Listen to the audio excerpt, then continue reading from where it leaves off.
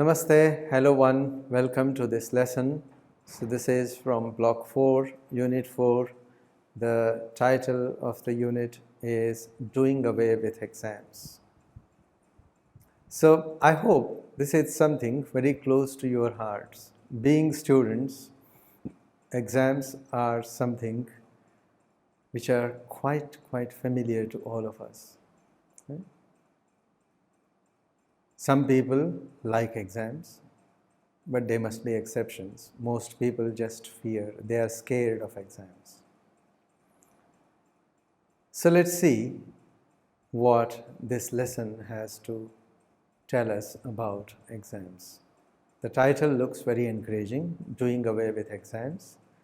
So student in me likes this title.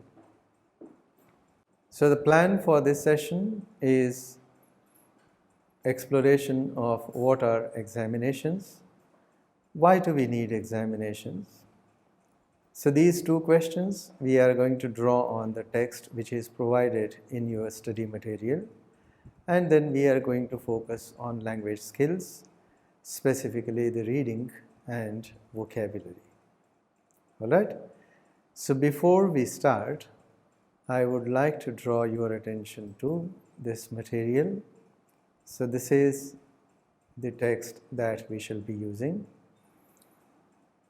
So you will see how this text is structured, the objectives, and here you may want to spend a couple of minutes doing this warm-up activity. As I said a while ago, all of you are familiar with examinations. So you may want to reflect on these questions. Are you afraid of exams or do you take them as a challenge?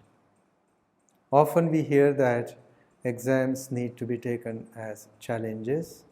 Life is a series of exams, so all the time we shall be taking these exams and overcoming them. So what scares you more, the prospect of not doing well or not living up to everyone's expectation? Or you might here want to add even not living up to your own expectations. Or do you want to do away with the examination system in its present avatar? Do you like exams the way they are conducted? Do you want to suggest any changes in the examination? So just charge your brains and minds with these questions before we dive into the text, the core text, which is a letter written by a student like you to her father or his father, let us say. Okay, take a minute and ponder over these questions. So you can see that exams are regular events in any student's life across the globe. Exams are not specific to your life only. Students have to face exams everywhere, and it has been so. And we also know that exams often create tension or tensions. There are many tensions. It could be living up to others' expectation. It could be living up to our own expectations. It could be securing a seat for higher education after the exam. So these exams actually are the moments for reflection. They tell us who we are, where do we stand. They help us to take stock of our lives. In other words, they help us to assess our self-worth. There are several stories about exams. Examination is a huge phenomenon. From administering to result declarations, there are interesting stories. There is much ideation and ideals about exam. Now, let's look at the text. So as I said, this is a letter written by a student like you to the father. Dear Papa, this is in answer to your letter about my transgression. Yes, my first rank slipped to the second. You advise that I should think before answering the papers. Yes, the operating work think did make me reflect, and these are the results of those reflections. Father, we have never really been close, and I can't rightly say you have been my friend, philosopher, guide, etc. Yet I would like you to be aware of my thoughts. They are very important to me. You are highly educated and you provide very well for the family. But in your departmental store, do you apply Pythagoras' theorem or Newton's law of gravity? For that matter, does your doctor friend or your lawyer brother? Papa, my grandfather speaks of a carefree and beautiful childhood, of days spent in plucking mangoes and guavas from their orchards, of picnics on the banks of the river where the men cooked mouth-watering food, of playing marbles and gilli danda. From his talk, it seems studies were an ancillary subject, and living and experiencing the major subject of life, major subject of living. Father, is he fibbling? Or is it possible that the world has turned topsy-turvy in just about 70 years? Papa, my grandmother is semi-literate, yet she is at peace with her pots, pans, flowers and garden, her Bhagavad Gita and scriptures. My mother, highly qualified, is highly strung, tense and nervous. Do you think literacy makes us restless, afraid and frustrated? Oh Papa, last week my rose plant almost died, some pests. I asked my biology teacher what I should do to save it, and she was cross. She said, "Go ask the guy who keeps gardening things. He'll tell you." We learn about pesticides, but we don't know how to use them. Oh Father, it matters not to me why the people does not fall upwards, nor do I care what Archimedes did. What matters to me is that my rose plant remains healthy. When there is a fuse in my house, I should know how to do something about it. I should know how to make a desk for myself with my carpenter's tools. Instead, I learn about hypotenuse, relations, square roots. Papa, once I asked grandmother how she got to be so wise. Do you know what she said? By living and experiencing. And she laughed as though I had asked something which was so obvious. Are we living, Papa, or is the life bypassing us? What I fear is that if I were to meet Newton face to face, I would fail to recognize him. So busy am I learning about him. You know, just like that boy we know in that award-winning film. He prattles on the hibiscus is red 100 times, but in his book, he colors it yellow. Are we missing out on the essence of life? Anyway, Papa, do you know where I lost that quarter mark that brought about my fall? It was a fill in the blanks.